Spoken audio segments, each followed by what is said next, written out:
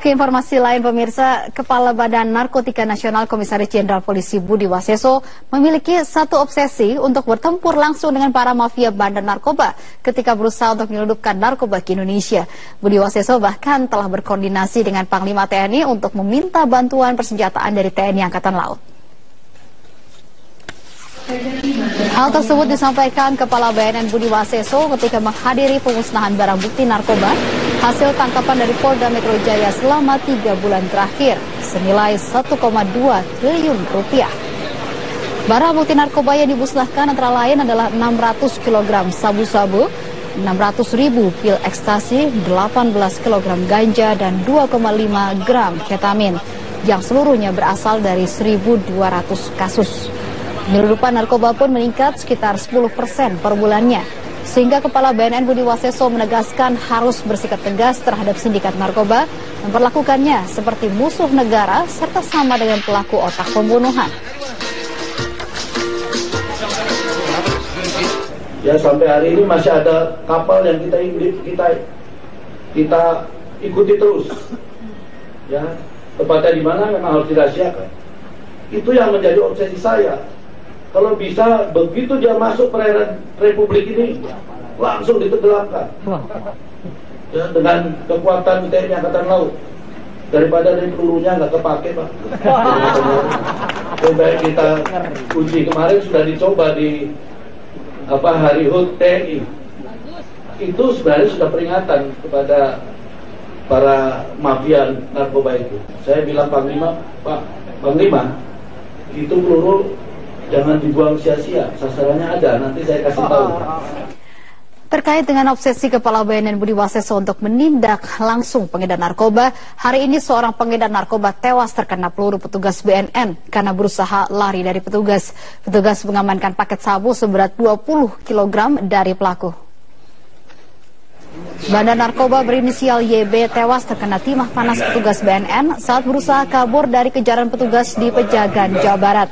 Bersama rekannya AS, YB hendak menyelundupkan paket narkoba sabu seberat 20,4 kg ke Surabaya, Jawa Timur dengan menggunakan mobil, di mana keduanya ditangkap petugas saat berhenti di sebuah minimarket yang tak jauh dari tol Pejagan, Jawa Barat. Petugas mengepung minimarket namun YB berusaha melawan dan melarikan diri. YB tewas terkena peluru petugas BNN, sementara rekannya AS dan barang bukti 20,4 kg sabu diamankan BNN. Atas perbuatannya AS terancam hukuman mati.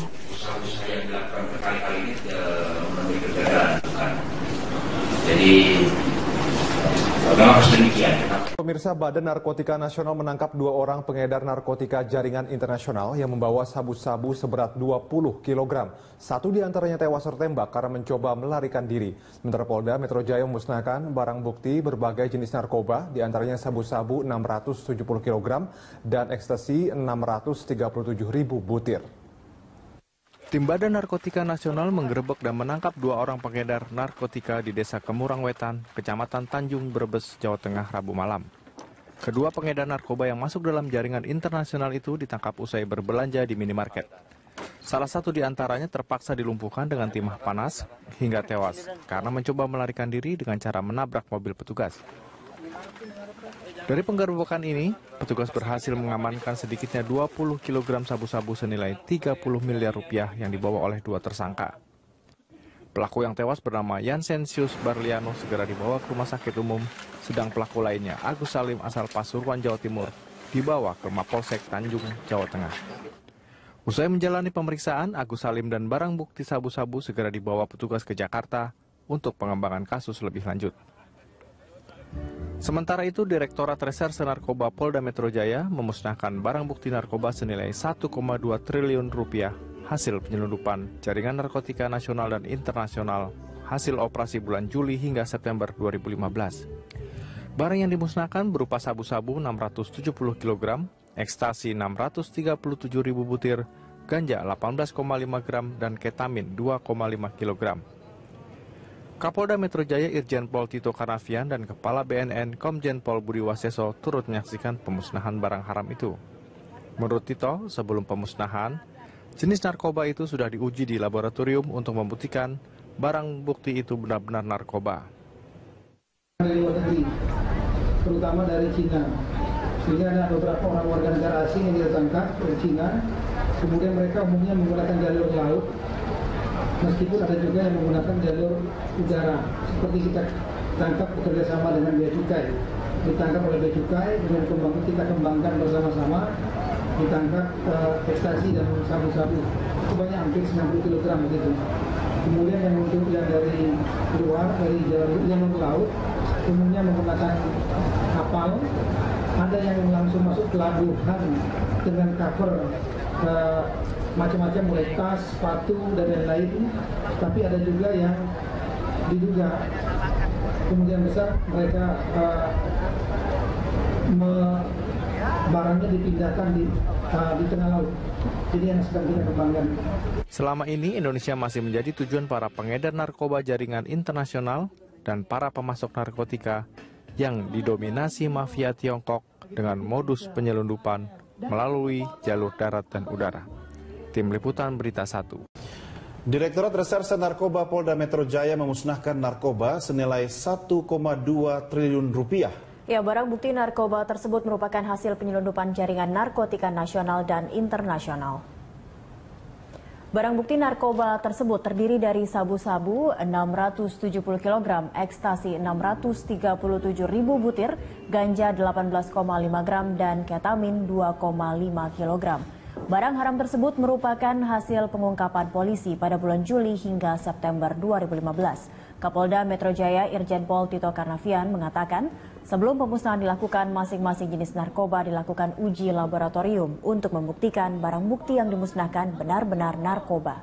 Tito menambahkan, pemasok narkotika ke Indonesia masih didominasi mafia Tiongkok. Modus penyelundupan narkotika yang marak saat ini masih menggunakan jalur laut, meski masih ada yang melalui jalur udara.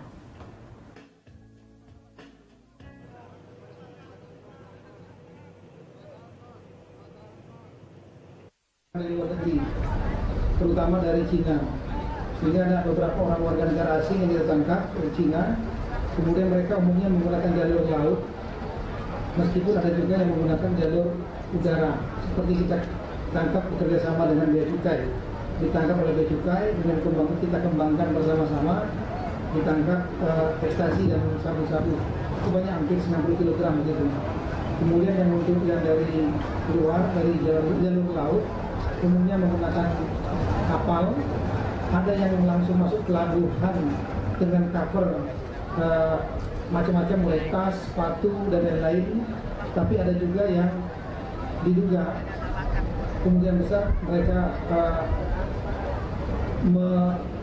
barangnya dipindahkan di tengah laut. Jadi yang sedang kita kembangkan.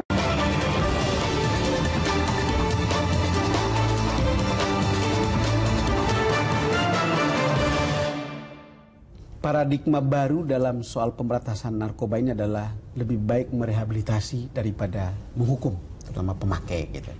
Tadi waktu awal kita bicara kontroversi sikap Anda tentang itu, lalu kemudian dikoreksi. Ya. Mungkin perlu diklarifikasi lagi. Ya, pemahaman saya begini, kan kita berdasarkan data tadi ya, data dan fakta yang ada bahwa pengguna narkoba ini setiap tahun selalu meningkat. Kenapa?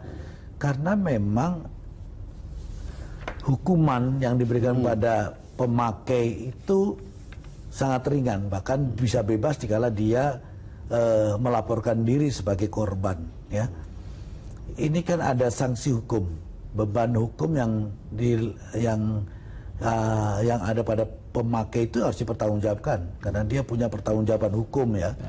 Artinya sejak serta-merta bahwa pemakai atau pengguna itu adalah menjadi korban karena dia ada unsur kesengajaan penggunaan, ya kan gitu. Artinya begini, kita harus berjalan secara simultan antara penegakan hukum dengan rehabilitasi, ini berjalan secara simultan. Pemahaman dan pemikiran saya yang pertama adalah supaya orang jerak tidak di kemudian hari dia akan mencoba-coba menggunakan, karena ada rasa ketakutan karena ada sanksi hukum yang akan dia terima dikala dia mulai mencoba menggunakan, ya kan? Ya. Tapi dikala dia sudah sebagai pengguna, memang negara kewajiban untuk merehabilitasi. Problem kita soal rehabilitasi ini, kalau korbannya ada 4 juta orang. Kan bukan pertanyaannya direhabilitasi di mana? Tempat-tempat rehabilitasi, rumah sakit khusus itu kan sangat sedikit. Itu tadi Anda sudah bicara Depsos. Kemudian apakah di rumah sakit di daerah atau rumah sakit umum itu akan perlu ada sebuah tempat khusus untuk mereka? Ya, artinya gini, kan ada tadi gradasinya tentang pengguna ya. Ada yang baru mencoba, ada yang sudah lama, ada yang sudah edik karena ketergantungan. Artinya penanganannya kan beda-beda. Tidak semua harus di rumah sakit, ya kan? Tidak semua juga harus dilakukan di lembaga-lembaga rehabilitasi.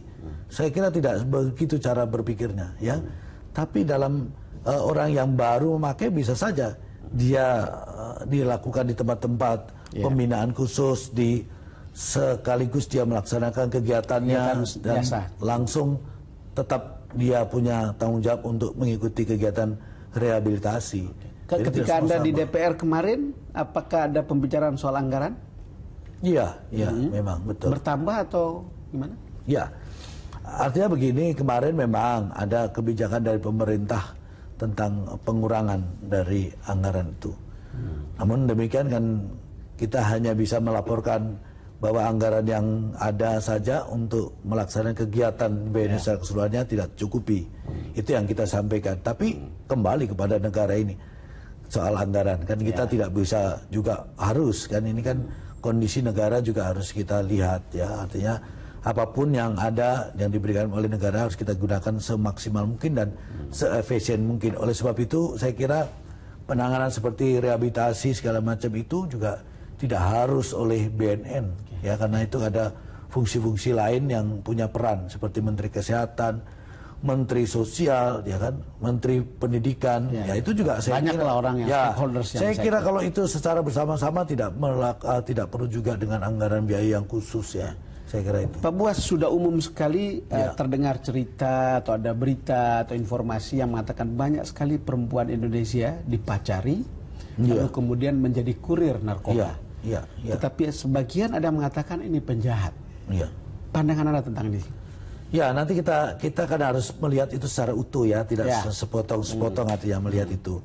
Memang salah satu modus operandi daripada bandar-bandar itu, ya terutama yang dari Afrika, yang beberapa tempat itu kan selalu menggunakan TKI kita yang ada di sana dengan modus operandi, ya dia dipacari, dikawini, setelah itu pas pulang ke Indonesia dititipi barang. Ada juga persoalan yang saya perlu tanyakan. Kan ini kan banyak sekali barang bukti narkoba, ya.